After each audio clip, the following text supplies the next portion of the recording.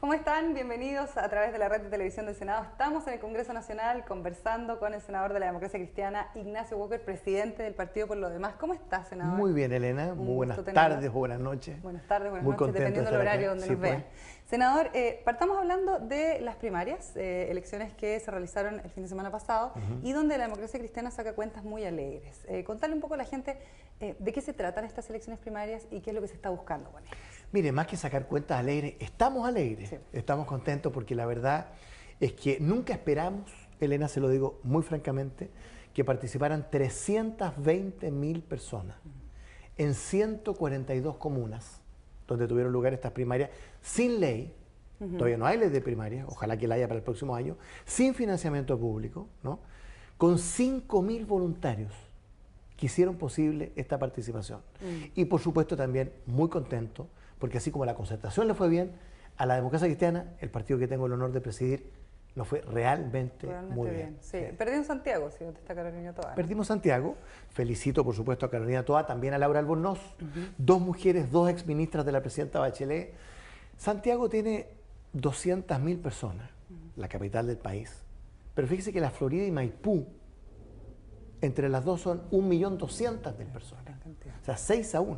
Y ahí ganaron Gonzalo Duarte, exalcalde, exdiputado, con una gran votación, entre tres muy buenos candidatos, y Cristian Vittori en Maipú. Bueno, y así ocurrió en 50 comunas de Chile, donde ganaron candidatos de la Democracia Cristiana. Ganamos todas las comunas de la provincia de Coquimbo donde competimos, las 5. Ganamos las 8 comunas de la región de Valparaíso y de la Aconcagua, que tengo el honor de representar, salvo el Tabo, 7 de 8. ¿no? Ya, bueno, y ya tuvimos, como le digo, triunfos emblemáticos como la Florida, Maipú, ya le decía Valparaíso, Coquimbo, Rancagua, Valdivia, Osorno, su lugar. Sí, mi zona. De infancia, su zona. Senador, ¿cómo se financian estas elecciones? Mire, entre nosotros los 4 partidos nos pusimos con 10 millones de pesos cada uno.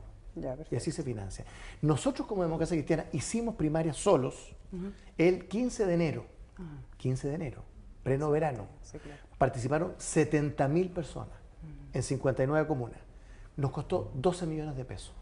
9 millones lo pusieron los propios candidatos de su bolsillo. O sea, realmente yo quiero decirle, Elena, un esfuerzo muy, muy grande y aspiramos, por supuesto, a que haya una ley de primarias para que sea regulada, transparentada, financiada, transporte público gratuito. Importante, por el tema del acarreo. Eso es una de las críticas que ha habido, el tema del acarreo de la ¿y cómo gente? lo hace usted? Hay que motivar a la gente. Entonces, cuando hay una ley que establece transporte gratuito, ¿no es cierto?, cambia mucho la cosa. Ahora, ojo, con el acarreo, voto voluntario. Chile optó ahora por voto voluntario para el futuro. Sí. El gran error de la década. ¿Usted cree? Obvio, porque va a que estar acarreando a la gente, pues. Claro, empujándola sí, a votar. Pues, a pesar que está prohibido por la ley. Le digo, ahí eso fue una derrota de la democracia chilena, que no nos cansaremos de decirlo, pero bueno, ¿Y si se agilizara, por ejemplo, el proceso de votación, quizás eso podría acompañar el voto voluntario de una forma diferente? Si las votaciones en Chile son rápidas en general. Mire, es un rito republicano. La gente tiene que darse cuenta que aquí no solo hay derechos, sí, claro, hay deberes, hay responsabilidades. Yo siempre digo, olvídese los tributos, que obviamente es obligación pagarlo. La educación, Elena. En Chile la educación primaria y secundaria es obligatoria. Sí, claro. ¿Y está bien o mal que así sea? Muy bien, pues. Sí, es obligatoria, pero o sea, la educación cívica no es parte de esa educación. La educación cívica ya no es parte de esa educación, entonces yo creo que la gente pierde un poco también el concepto del tema cívico. Pero siguiendo con el ejemplo de la educación, que explica muy bien lo del sufragio, uno se hace la pregunta, ¿que se eduque la gente que quiere o que quiera voluntariamente? No, pues, que se eduquen todos, ¿no es cierto? Estamos hablando de básica y media. Bueno, que voten los que quieran, yo digo no, pues, todos. Porque si somos parte de una comunidad, ¿no?, de esta hermosa patria, este hermoso país que se llama Chile, lo menos que podemos hacer cada 3-4 años es ir 10-20 minutos a expresar nuestro voto o nuestra abstención o nuestro voto nulo, ¿no es cierto? Pero realmente contribuir con ese voto al desarrollo de la patria. Uno de los argumentos que se usó precisamente para aprobar el tema del voto voluntario era el reencantar a la juventud, el reencantar a los jóvenes, a veces que ellos se hacían parte del electorado, que estaban en general bastante retirados del tema electoral, pero me llamó la atención a mí, como ciudadana común y corriente, que se hiciera una primaria un fin de semana. Yo sé que esto es todo Chile, pero un fin de semana donde había un festival muy grande y donde además se corría una maratón. llamaba la atención porque finalmente esto también desvía la atención no solo de los votantes, sino también de la gente en general. Pero mire, sigamos con sus dos ejemplos. Ya. La maratón convocó 30.000 personas. Sí. Estupendo. Deporte, vida sana, 30.000. El Lollapalooza, que fueron mis dos hijos, Sí. ¿no es cierto?, convocó 60.000 personas.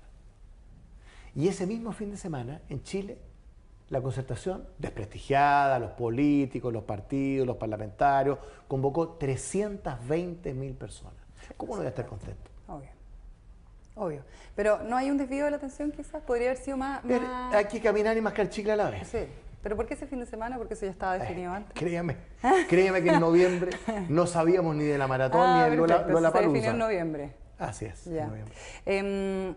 Senador, cuando se habla de financiamiento, cuando hablamos de una ley, también pensamos en la búsqueda de un candidato único de consenso para la futura elección presidencial, ¿cierto? Claro. ¿La idea es llegar a ese punto? ¿Es poder Sí. llegar a esos acuerdos? A ver, nosotros ya con el Partido Socialista, la Democracia Cristiana, tenemos un acuerdo que yo creo que refleja el espíritu de toda la concertación. Candidato único presidencial surgido de una primaria abierta y vinculante del pueblo concertacionista. Ya, Ese es nuestro objetivo. Perfecto. Junio, julio de este otro año, ojalá con ley claro. de primaria. Claro. Obviamente una elección presidencial moviliza mucho más gente. Les recuerdo que el año 99, entre Ricardo Lagos y Andrés Saldívar, hubo una primaria. Me acuerdo. 1.400.000 personas votaron. Entonces, la gente quiere participar, ¿no es cierto? Por eso el tema del voluntario. ¿Sabe por qué? Perdón que vuelva atrás, Elena, porque a propósito de los jóvenes. Y digamos de los jóvenes que solo el 20% está inscrito, de 18 a 29 años. ¿Cuál es la buena noticia? Inscripción automática.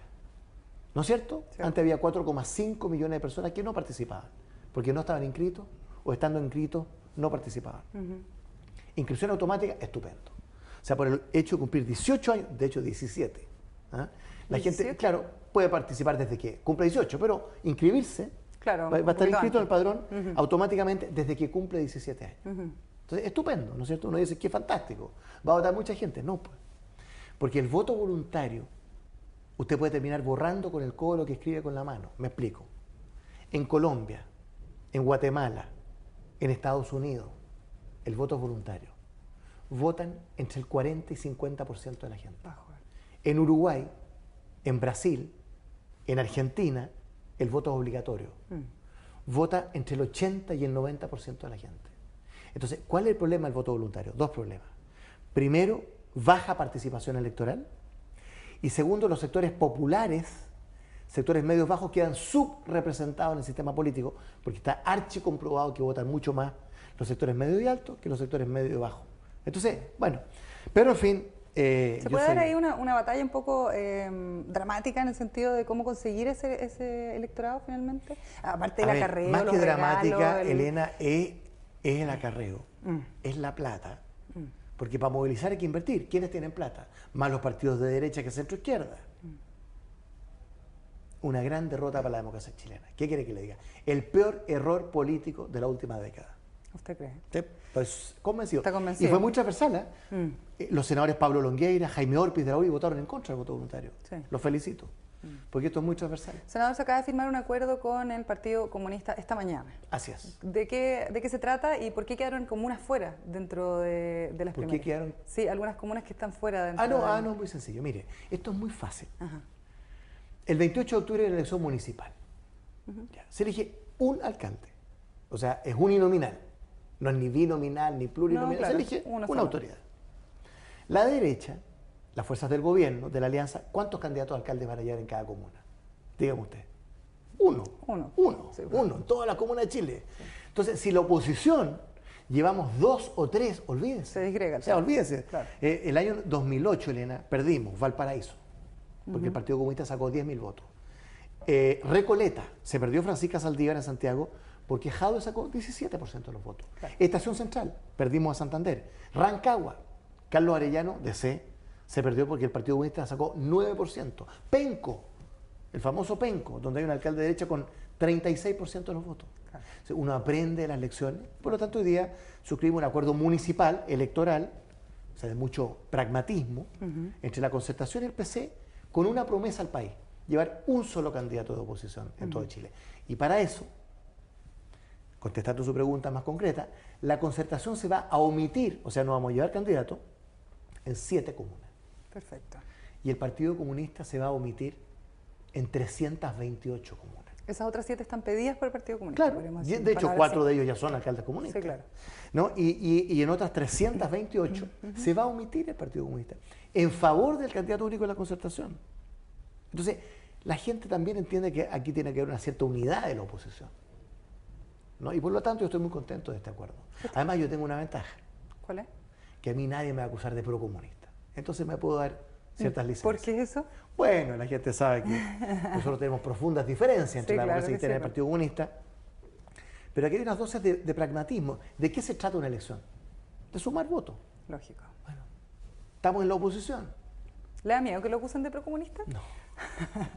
Pero sería como raro. Sí, vemos caras bien conocidas también, de aquellas personas que fueron elegidas. Bueno, hablamos de Carolina Toá, Hernán Pinto, por ejemplo, que también fue elegido acá en la región que usted representa. ¿Qué pasa con esta renovación de la política de la que tanto se hablaba el año pasado? Terminamos en 2011 hablando de la renovación y las caras nuevas.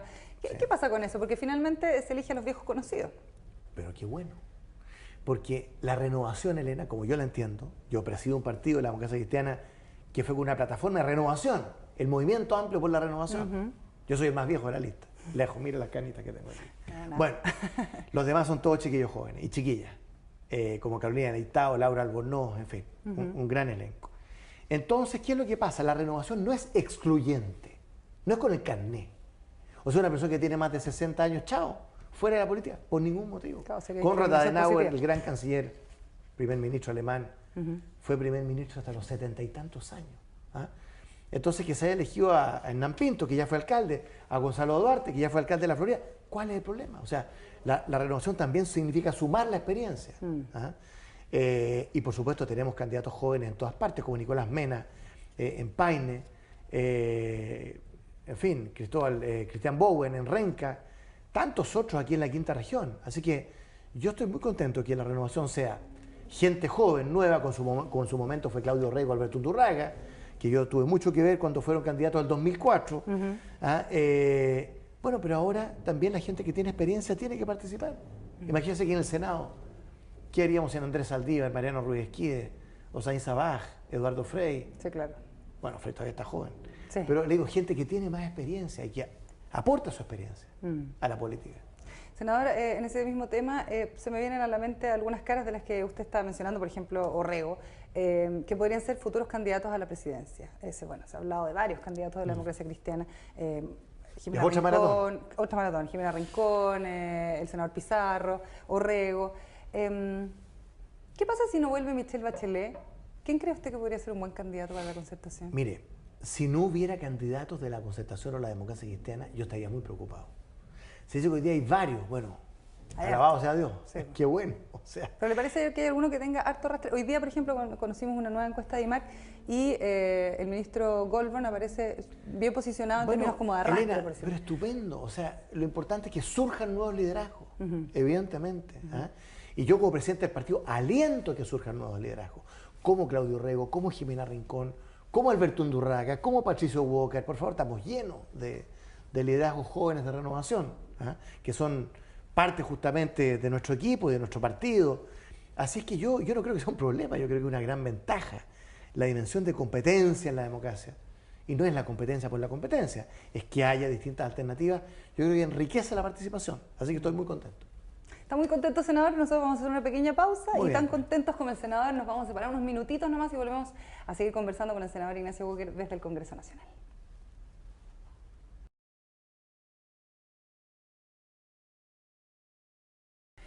Seguimos desde el Congreso Nacional conversando con el senador de la Democracia Cristiana, Ignacio Walker, por la región de Valparaíso. Senador, estábamos en el tema de los candidatos, pero yo quiero que me conteste mi pregunta, porque en este camino por allanar ideas, por juntar más bien conceptos, me imagino, y porque esta concertación se vea unida, que me imagino que las primarias deja una huella importante en términos de unión. Este acuerdo con el Partido Comunista también lo está haciendo, a pesar de que usted mismo dice que nadie lo puede acusar de procomunista.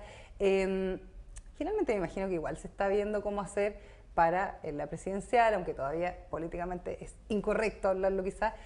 Tiene que haber un candidato que tenga mucho arrastre. Yo sé que hay muchos buenos prospectos, pero si nosotros ponemos a Michelle Bachelet, claramente Michelle Bachelet es una candidata que tiene muchísimas posibilidades de salir. ¿Qué pasa si Michelle Bachelet no viene a Chile? Bueno, primero, como dice usted, Michelle Bachelet es un fenómeno. O sea, yo he recorrido cuantas ferias del país para que le digo en la última primaria. Hay un gran cariño por Michelle Bachelet. Ella se ganó el corazón de la gente. Qué bueno, pues. Estupendo. Ahora, si no va Michelle Bachelet, no es el fin del mundo, pues. Y tenemos un año y medio, ¿no es cierto?, para proyectar nuevas figuras. Que claro, uno no puede improvisar. En Chile hay trayectorias, ¿no es cierto? Hay carreras largas. Allende fue presidente de la cuarta vez, el cuarto intento. Entonces, bueno, si no va Michelle Bachelet, habrá varias posibles candidaturas o precandidaturas dentro de la Concertación y la democracia cristiana. Mire, yo nunca he estado por personalizar mucho. Yo siempre he dicho, dejemos tranquila a Michelle Bachelet. Está haciéndolo bien. Imagínese que estuviera metida aquí en la coyuntura, en el área chica, opinando sobre la contingencia. Se desdibuja. Yo creo que está muy bien que tome distancia. Hay otra gente que estamos aquí involucrados, ¿no es cierto?, en la coyuntura, en la contingencia, en el área chica, por así decirlo. Pero eso se resuelve, como le digo, a través de una gran primaria abierta y vinculante del pueblo concertacionista. ¿Ese proyecto de ley y eso será junio y julio de estos 8 años. ¿Hay un proyecto de ley ya tramitándose? Sí, está para bastante el tema avanzado. De las primarias? ¿Sí? Bastante avanzado. Incluso se pensó que podría ser aplicado para esta municipal, pero ciertamente va a estar vigente para la presidencial del próximo año. Perfecto. Senador, hablemos un poquito de la encuesta de IMAR. Hoy día conocimos el resultado, un mal resultado para el gobierno, 29% de aprobación para un gobierno que ya tiene 2/3, un poquito más de 2/3 de desaprobación popular. Algunos ministros suben, como el ministro Lamante, su aprobación, el ministro Goldman, pero en general es una baja, y no solamente una baja para el gobierno, sino también para la Concertación nuevamente. ¿Qué opinión le merece primero el resultado? Cuidado que la Concertación subió, ya lo voy a explicar. Subió, pero no subió. tiene una aprobación muy alta. Lo importante es la tendencia. Sí. Elena, a ver, expliquémoslo aquí a los televidentes. Aquí hay una encuesta de IMARC que se hace todos los meses y la aprobación del presidente bajó de 33 a 29%. Sí. Y la aprobación del gobierno también está en 29%. Antes estaba arriba el presidente, ahora están iguales, o sea, baja aprobación, 29%. Piensa usted que el presidente Piñera fue elegido con 52% de los votos. Está como en la mitad, o sea, hay mucha frustración entre su propia gente. Sí, claro. No se explica de otra manera. Eso por un lado. La identificación con la oposición subió a 34%. La identificación. La identificación, muy interesante. O sea, hay un cambio de tendencia, ¿no? Ahora, la Concertación 21, era 18, por eso le subimos un poco. Pero la oposición hoy día tiene más aprobación o adhesión o identificación que el gobierno. Sí. Y ese es un cambio de tendencia, encuentro muy interesante. O sea, que no se había producido en las anteriores. Así es. Bueno, yo, aunque soy presidente de un partido de oposición, yo deseo que este gobierno le vaya bien. Para que a Chile le vaya bien. A cualquier gobierno democráticamente electo, siempre hay que desearle que le vaya bien. Y ese es mi deseo. Ahora, yo constato que le ha ido mal. Sí, claro. A pesar de que la economía anda para arriba, 6,3% de crecimiento el año pasado. Pero la política anda mal. Y esa es responsabilidad de todos. Pero por supuesto que hay un gobierno que gobierna y que a veces le cuesta gobernar. Piensa tú que esta semana, ¿no es cierto?, el 5º ministro de Energía en un poco más de 2 años. 3 ministros de Educación. Pero bueno, ni un cambio de ministro del Interior, por ejemplo. Y ahí entonces, cuando uno piensa en el manejo de la crisis de Aysén, que le podría haber costado estos 4 puntos, es uno de los razones. No, yo tengo otra interpretación, Elena. ¿Sí? Algunos han dicho eso, que la crisis de Aysén, siempre hay como una coyuntura, que Aysén, que Magallanes, que Calama, que los estudiantes... Pero hubo una coyuntura, por ejemplo, con los mineros que provocó un alza. Eso fue la luna de miel. Claro. Un boom. Entonces uno podría ocupar la misma coyuntura para pensar en la baja. ¿Sabe cuándo empezó a bajar el gobierno? ¿Cuándo? Después del rescate de los mineros, como en septiembre de este otro año, cuando el presidente Piñera estaba en China. Me acuerdo. Y empezó el tema de la ANFP. Me acuerdo. Y hubo este movimiento contra Bielsa y contra Harold May Nichols. A ambos dos aprovecho de rendirles homenaje. Hicieron un servicio. Bueno, pero imagínate, oye, ahí empezó a bajar. Sí. ¿Se explica? Porque este gobierno se excede, que se dedique a lo suyo, a gobernar, a la política. Entonces, esta confusión entre negocios y política, interés público, interés privado, que ha sido una constante en el gobierno desde el día 1. En fin, lo que le quiero decir, no creo que sea la coyuntura de Aysén lo que haga bajar el gobierno, porque es una tendencia de más de 1 año y medio. Claro. Lo otro fue en agosto del 2010, lo de los mineros. Pasa que ahora se pega un bajón grande. Sí, pero de ahí para abajo, usted mira, la línea es una tendencia muy sistemática de declinación electoral. ¿Dónde está el problema entonces? ¿En esta confusión entre intereses Yo creo que aquí hubo un personales? diseño equivocado en los primeros días del gobierno, trasladar la lógica del sector privado al sector público. Eso no funciona. Son muy distintos. No es que uno sea mejor que el otro, ¿no? Segundo, los permanentes conflictos de interés entre lo público y lo privado. Tercero, la absoluta incapacidad del gobierno, y hay mucha responsabilidad del equipo político, de gestionar políticamente el conflicto social. Si el conflicto social siempre existe, Elena, en todo gobierno, sí, claro. Es la naturaleza humana. Entonces, ¿cuál es el arte de la política? ¿Dónde está el oficio político?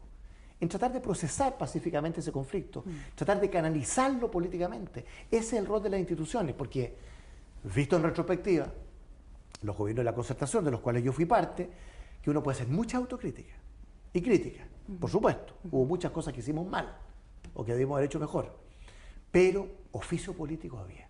Sí, claro, mucho. Capacidad de gestionar políticamente el conflicto social había, de anticipar conflictos, no vivir apagando incendios, de no criminalizar el movimiento social. Cualquier atisbo aquí de expresión social es un tema de orden público, de represión. Hay que traer las fuerzas especiales. Como que el Congreso no existiera para solucionar ese tipo de cosas, ¿no? Bueno, y el propio gobierno, yo creo que el gobierno escasamente gobierna. Y hay una responsabilidad del equipo político que fue muy sancionado en esta encuesta de IMARC. Los 3 ministros políticos. Sí. Muy sancionados. Muy sancionado. Senador, pasemos a temas de su región. Estábamos hablando de la sequía. Es un tema importante no solamente a nivel de la quinta región, sino como tema país. ¿Cuál es su visión respecto a, bueno, todo el mundo espera que llueva, pero también tienen que tomarse algunas medidas que sean previsoras de una posible crisis si es que este invierno es un invierno seco? Mire, estamos entrando en Chile al tercer año de sequía consecutivo. Eso no es culpa del gobierno, no, o de la oposición. Es un fenómeno de la naturaleza. Pero hay que tomar Hay una medidas. desertificación. El desierto está avanzando en Santiago. Sí. O sea, la provincia de Petorca hoy día es más parecida a la región de Coquimbo que a la región de Valparaíso. Tercer año sin sequía, con sequía. Afortunadamente el fenómeno de la Niña estaría en retirada, que es un fenómeno recurrente. Bueno, entonces hay un fenómeno que uno no controla, pero uno sí controla el tema de los embalses. Claro. Estamos construyendo el embalse Chacrilla, primer embalse en 100 años en la quinta región, en la comuna de Putaendo, en la provincia de San Felipe. Fue lo último que aprobó la presidenta Bachelet. Y el gobierno del presidente Piñera ha continuado con eso. 7.000 hectáreas, 3.200 agricultores. Pero la quinta región necesita varias obras de acumulación de agua. 4 mini embalses necesitamos en la provincia de Petorca. 2 en Petorca, 2 en Cabildo. Se habla de Puntilla del Viento, los Andes, San Esteban. Hay un problema porque hay 580 familias desde el punto de vista del impacto social de ese proyecto que hay que trabajar con ellas, que no se ha hecho. Ahora, ¿qué falta en la región? Se lo digo muy sinceramente, en forma autocrítica. No ha habido ninguna unidad de las 4 provincias agrícolas: Petorca, Quillota, San Felipe, Los Andes. ¿Por qué ha habido grandes embalses en la tercera región, en la cuarta región? El canal Pencagua en la séptima, etcétera. El Bato fue la última hora en la cuarta región. Porque hubo unidad en el mundo agrícola y liderazgo, como el de don Renan Fuentealba, por ejemplo, en la región de Coquimbo durante muchos años. Aquí no ha habido ni liderazgo regional, francamente hablando, ni unidad de las provincias agrícolas. Como yo tengo 8 años, voy a tener como senador, llevo 2, yo voy a dedicar mucho tiempo y muchos cafés y muchas conversaciones con las asociaciones de agricultores de Petorca, de Quillota, de San Felipe y Los Andes, para decir, oiga, no sigamos llorando. Organizarse. No sigamos llorando. No tenemos derecho a quejarnos, porque aquí no ha habido unidad de las 4 provincias agrícolas. Y además el gobierno ha sido, le digo francamente, muy lento en las ayudas. ¿Cuánto rato vengo hablando con los ministros? Todos. No recibió respuesta. Nada, o sea, muy poca, muy lento. Recién ahora se declaró catástrofe agrícola, ahora en marzo. Llevamos 1 año y medio con esto. Entonces la verdad es que han dado muy lento. Ahora obtuvimos 1.500 millones de pesos de obras públicas para el sector de Valle Hermoso, Longotoma, Petorca Artificio. Obtuvimos otros 1.500 millones de pesos del Consejo Regional para diversas obras de mitigación, camiones de aljibe, etcétera. Pero aquí hay que pensar en grande. Por ejemplo, una planta desalinizadora en La Ligua. Hubo un plan piloto el año pasado con una empresa y una tecnología israelí. Entonces hay que ponerse aquí más audaces, más visionarios, para no vivir parchando. Pero la situación en la provincia de Petorca es para ponerse a llorar. Yo estuve el otro día en Chincolco, Petorca, Hierro Viejo, Artificio, La Ligua, para ponerse a llorar. ¿Es una prioridad entonces para usted absoluta, el tema de la sequía absoluta. En estos próximos años? Estoy en la sequía y estoy en Puchuncaví Quintero, el tema de la contaminación. Sí, capital energética del país, una zona saturada ambientalmente. Por suerte el gobierno regional lo reconozco al intendente Raúl Celi, que es una persona, por supuesto, que dirige muy dignamente el gobierno. Creo que falta un poco de iniciativa y de fuerza, pero lo respeto mucho. El año pasado el gobierno regional se opuso a un nuevo proyecto termoeléctrico en Puchuncaví Quintero, porque es una zona saturada. Sí, tremendo. Eso no da para más. Sí. Hablando de termoeléctrica, conocimos hace un ratito que la Corte Suprema le dio Sí. luz verde finalmente a Hidroicén. ¿Su opinión, cortito? Yo siempre he dicho que a un parlamentario no le corresponde decir así o así a tal o cual proyecto. Por eso critico al presidente Piñera cuando a propósito de Barrancones dijo así, Claro. ¿no es cierto? Porque no es así. A mí me gusta lo que decía el presidente Lago, que las instituciones funcionen. Sí. Y aquí hubo una apelación y por 3 votos contra 2 la Corte Suprema dijo que no hay objeción. Y por lo tanto, no hay objeción. Así funcionan las instituciones. Primero hubo una resolución, ¿no es cierto?, regional, uno puede apelar, lo mismo pasó, ¿no es cierto?, con Castilla, ahora, que hubo un cambio de calificación del proyecto, Sí. muy raro. Y por lo tanto, bueno, yo respeto los fallos de los tribunales, a uno ni siquiera le corresponde comentarlo, que las instituciones funcionen. Chile tiene un tremendo potencial hidroeléctrico porque, digamos las cosas claras, aquí no tenemos petróleo, No. ya, no tenemos gas, escasamente tenemos carbón, la isla Riesco, escasamente tenemos carbón, ¿no? Entonces, bueno, hay que apostar a las energías renovables no convencionales y las energías limpias, y el potencial hidroeléctrico de Chile es inmenso, ¿no es cierto?, especialmente en el sur. ¿Ah? Hemos carbonizado la matriz energética, lo digo también autocríticamente. En los últimos 20 años hemos aprobado más de 80 proyectos de termoeléctrica. Hemos carbonizado la matriz energética, mientras que el panel, el Comité de Energía de Naciones Unidas, el panel intergubernamental, se llama de expertos de Naciones Unidas, propone al año 2050, que es pasado mañana, Terminar. que el 77% de la energía que se produzca en el mundo sea energía renovable no convencional. O sea, eólica, solar, geotérmica, mareomotriz, pero también, por supuesto, el recurso hidroeléctrico es limpio, ¿no? Sí, y es claro. renovable. Así como usted no se pronuncia en el tema donde sí las instituciones se pronuncian, sí se tiene que pronunciar en un ratito más respecto a el proyecto o los proyectos de ley que tienen que ver con el aborto terapéutico. ¿Cuál va a ser ese pronunciamiento? Muy claro, muy definitivo. En la democracia cristiana no hay dos opiniones en esta materia, en el principio fundamental. Nosotros defendemos el derecho a la vida, siempre, incluido la vida humana que está en gestación, la vida humana uterina, ¿no? Y por lo tanto somos contrarios a legalizar el aborto. No hay dos opiniones en la democracia cristiana. Lo que ahora estamos discutiendo es muy distinto, ¿no? Son situaciones que pueden ser excepcionales, por ejemplo, cuando está en riesgo la vida de la madre, que es lo que estamos votando ahora, ¿no? El llamado aborto terapéutico, que está mal llamado, porque no es ni aborto ni terapéutico.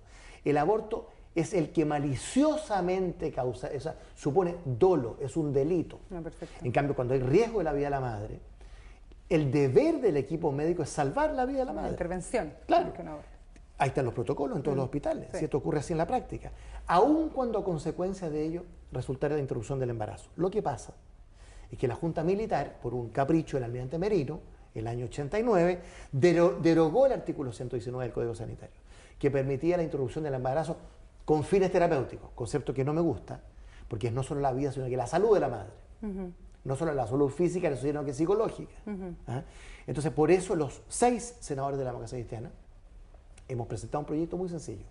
No es aborto la acción dirigida a salvar la vida de la madre, cuando existiera un riesgo comprobado para ello, para la misma, cuando a consecuencia de lo anterior se produjera la interrupción del embarazo. Eso no es aborto, no hay dolo, ¿no? No es el que maliciosamente, no, es el que trata de salvar La vida de la vida de la madre. Se llama el principio de doble efecto. Hay un efecto buscado, salvar la vida de la madre, hay un efecto no buscado, que es consecuencia de lo anterior, que es la interrupción del embarazo. Eso no es delito, no es dolo, no es aborto. Ese proyecto está en la Comisión de Salud. No, ese proyecto lo presentamos en la Comisión de Salud, está hace 7 meses que no se pone ni siquiera en tabla, pero de los 3 proyectos que se discuten ahora, y respondiendo a su pregunta, yo voy a estar 2 en contra, Ya. el de los senadores Girardi y Minami, por las razones muy largas, pero ni la fundamentación me gusta, ni el texto, también en contra de Matei Rossi, porque juntan el tema del llamado aborto terapéutico, o sea, la vida de la madre, con feto inviable, que son dos temas muy distintos. Y el del senador Escalona es muy parecido al nuestro, porque repone el artículo 119 del Código Sanitario. Entonces nosotros vamos a aprobar ese en general, estos 6 senadores, pero con una indicación sustitutiva para eliminar efectos terapéuticos, porque se nos puede colar, ¿no ¿no es cierto?, el aborto hasta por razones psicológicas de la madre. Se ha abusado mucho de eso en Europa para decir que solo cuando está en riesgo la vida de la madre. Perfecto. Le agradezco, senador Walker. Encantado. Y se nos hizo corto. Sí, se nos hizo muy corto, pero nos encontraremos en una próxima oportunidad. Hacemos una entrevista más extensa. ¿Le parece? Que le vaya muy bien. Encantado. Gracias a ustedes también por sintonizarnos. Nos encontramos en otra oportunidad a través de la red de televisión del Senado.